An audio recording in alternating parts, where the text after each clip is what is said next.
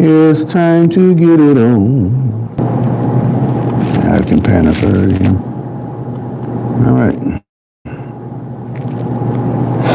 You got whipped.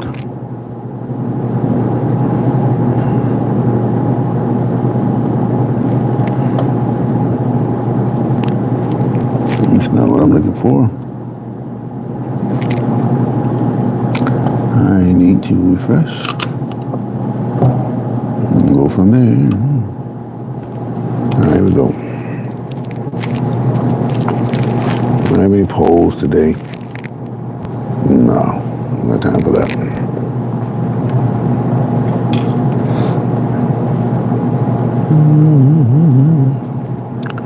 Alrighty, this is Sports for Real with Coach Hall. And not going to be a very long one today. I got about 15, 20 minutes before I have to skedaddle. But I've been following the news just like everybody else with the NFL and the college football playoffs heating up. Matter of fact, the college football playoff championship occurs next Monday when you have Ohio State taking on Notre Dame down in Atlanta. Should be an interesting game because you have a contrast of styles. Slug it out running team like Notre Dame, not very good at passing against a wide open attack like Notre Dame. Notre Dame, they're not going to be able to make any mistakes if they expect to keep up with Ohio State. Think about these two programs, they're kind of like a go-between Ohio State, Michigan, and Notre Dame. Woody Hayes said he wouldn't play Notre Dame because he felt like that's the best recruiting tool he had against Michigan. And I never quite figured out what he meant by that, but that's what he said. That's why Ohio State never played Notre Dame a whole lot, especially under Woody Hayes.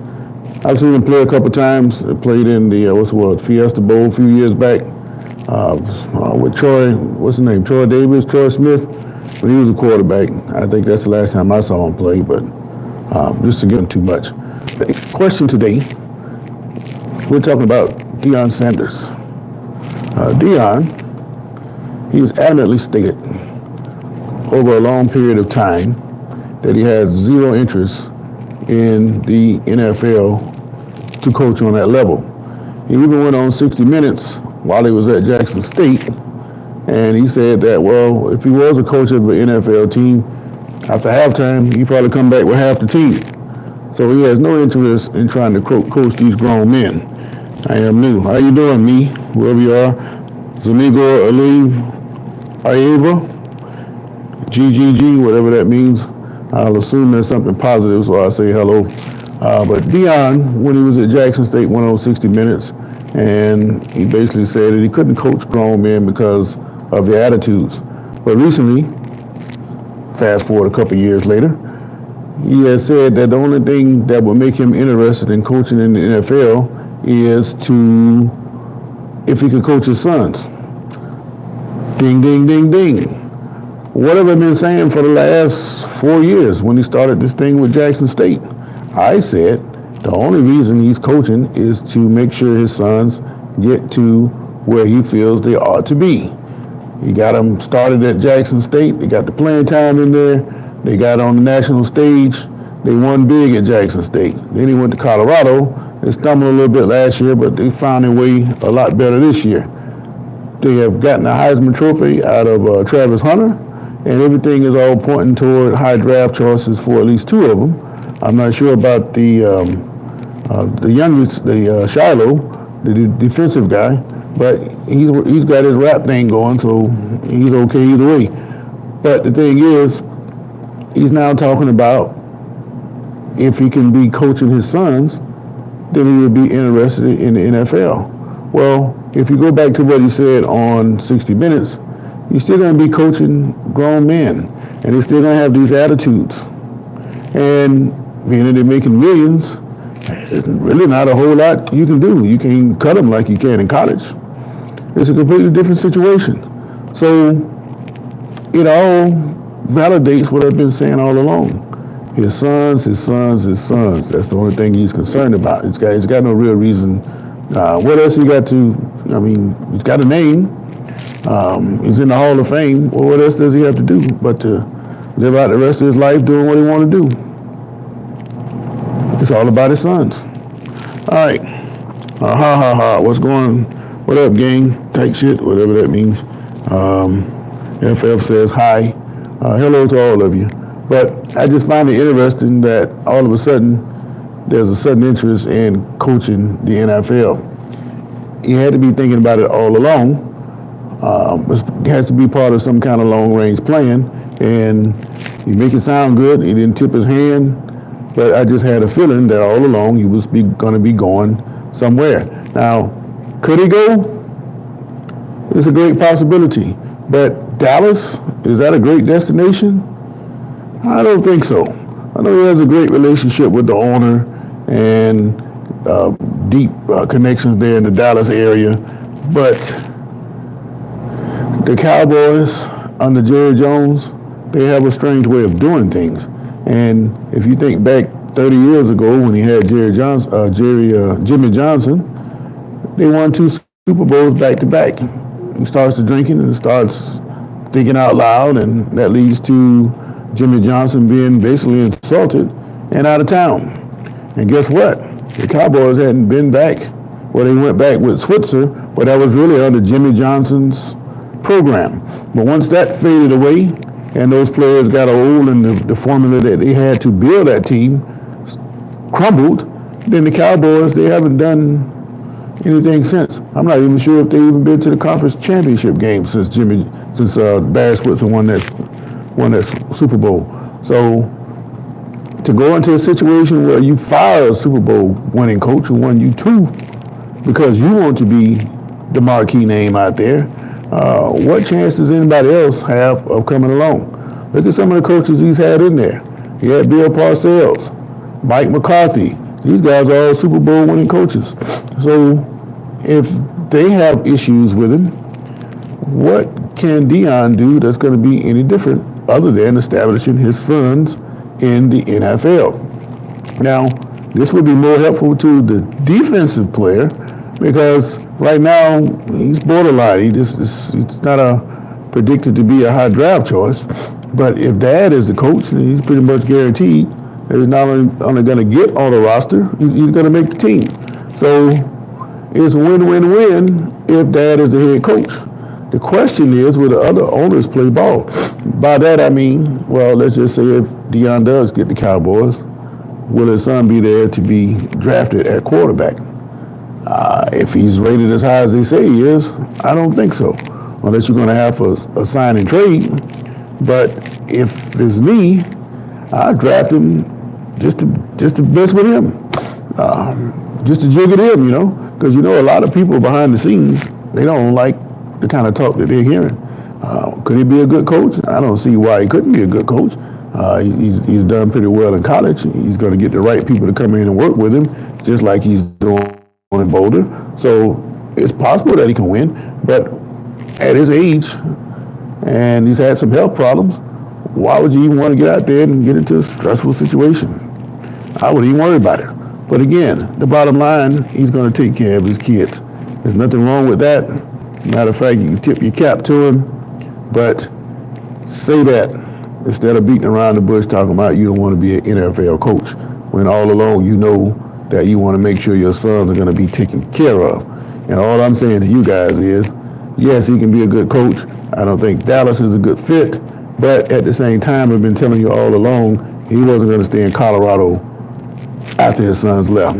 And right now, it appears to be pointing to he's going to the NFL. If he doesn't go to Dallas, the Raiders are also a possibility because they draft high. He can draft his son, he can bring in his other son, and he doesn't have any chance to get Travis Hunter whichever place he goes. So no more Hunter, but he can get his boys in there. All right. Bob 20 said, what you talking about? What are you talking about, Bob? I mean, the question is clearly out there. Do you think Deion Sanders would be a good NFL coaching candidate? And if so, is Dallas a good destination? Clear as day in the title. That's what I'm talking about, Bob 20. All right. I think the guy can coach. He has the connections to get the right coaching staff. But the Cowboys, you have to think twice if you want to be a head coach for the Cowboys, Yeah, they got the name and the history and the circumstances, popping circumstances that goes with that. But at the same time, you got to deal with the owner, and he's just a fickle owner, and he's getting older, so it may get a little bit more pricklier as he gets older. And I just don't think that's a great destination for somebody who's just trying to get a foundation for his kids. That's just me talking. That's just the way I feel about it. The man just trying to set his kids up. I told you all along he wants to stay at Jackson. I told you he's not going to stay at Colorado. And look where we are right now. He's in discussions with the Cowboys to be their next coach.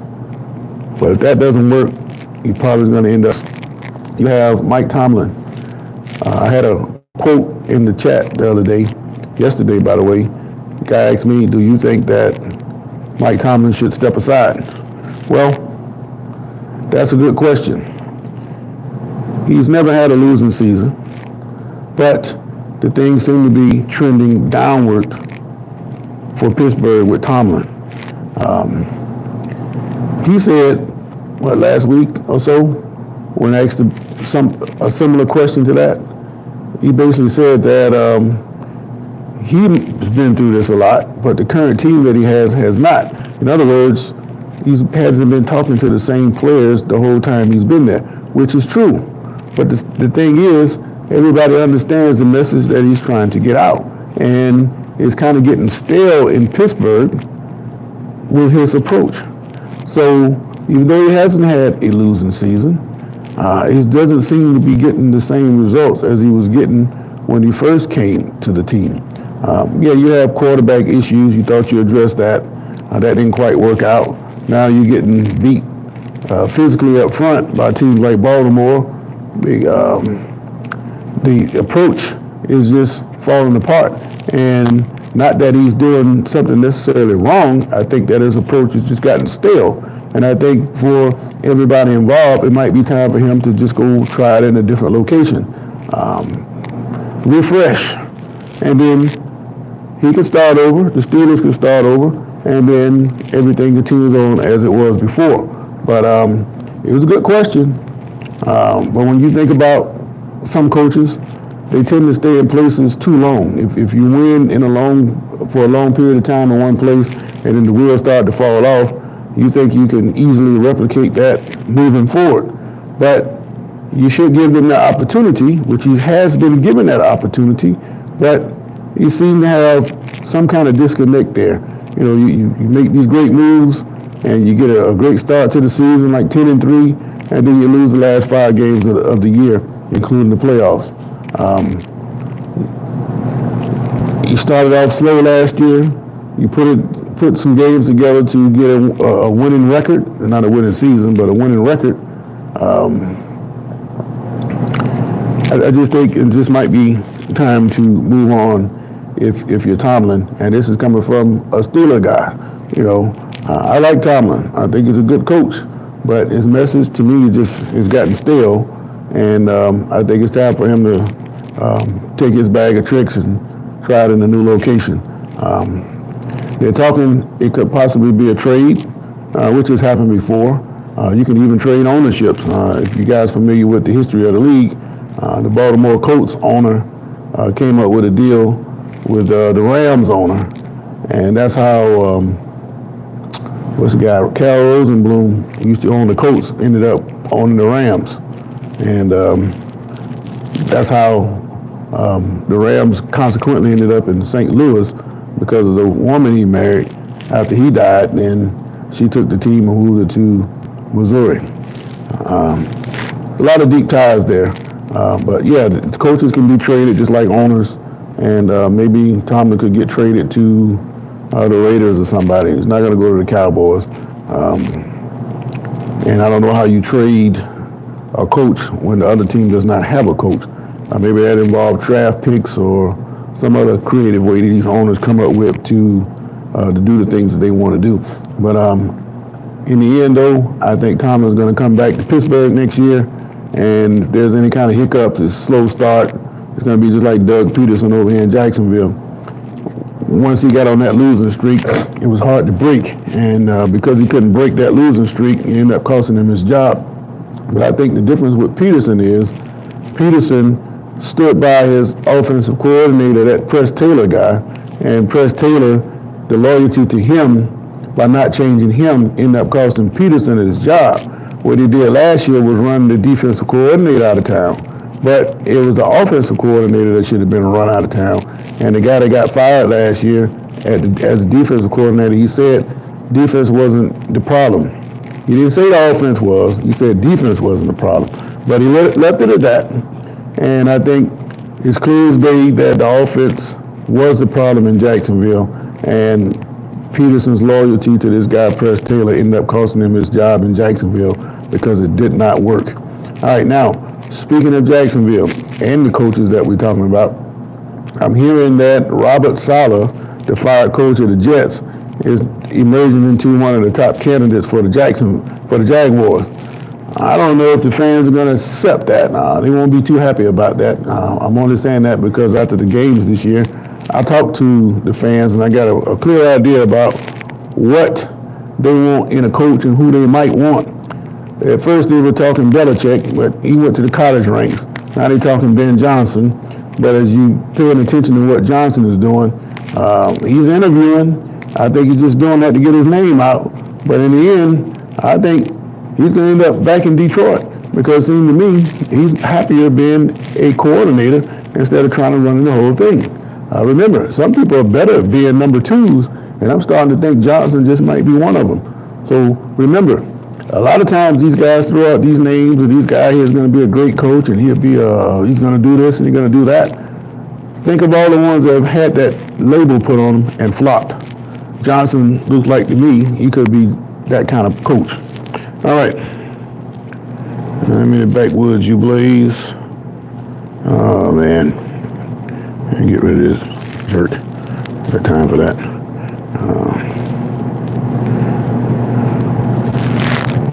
Come on my channel talking crazy. I don't have time for that. But, yeah, I don't think Ben Johnson, he's not going to come to Jacksonville, in my opinion. I think that he's probably going to end up in Chicago if he goes anywhere. It's either Johnson or Mike McCarthy to end up with the Bears. And Deion, if he's going to end up in the NFL, I think he's probably going to end up with the Raiders as opposed to the Cowboys. Yes, he has deep ties with the Cowboys. He played there, lived there for a long time. Would be a good fit in a lot of aspects. But Johnson, Jerry Jones is, I don't know. It can. I just don't think that would be a good relationship, win-loss wise.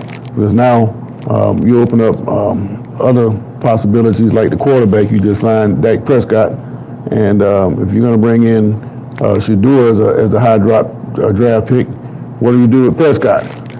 You're going to just eat that $250, $75 million contract you just signed? You can't just throw that away, and you're going to have to pay the new guy out. So you're going to end up with a situation like what you have in Minnesota. They got a quarterback backlog up there. You know, they picked up Daniel Jones when he got shipped off from the Giants. J.J. McCarthy, you know, he got injured for the season in preseason. He's going to be back next year. So it's a lot of questions that they have to answer at quarterback. Because Sam Darnold, he wasn't expected to do what he did. But the Sam Darnold I knew, he showed up the last 2 weeks. And that's the reason why the Vikings aren't in the playoffs anymore. And the problem with that is he has cost himself a lot of money. If he could have just continued on playing consistently, then he would have made himself a big payday over the offseason. But if you look at some of the passes he's throwing, even the ones that they caught, they were all behind him. Rarely did he hit a guy right on the money. And he just didn't look very good in those last couple of games. And they're going to use that against him when it comes time to trying to find a new team and get a new contract. But you will have the same kind of situation if you were to bring Deion Son in with a Dak Prescott. So there's a lot of reasons why I don't think that Dallas and Deion would be a good match. He'd probably be a better match in Las Vegas because they have a high draft choice, and then they can make that move to bring in Shador and build up from there. and there won't be any internal conflict like that.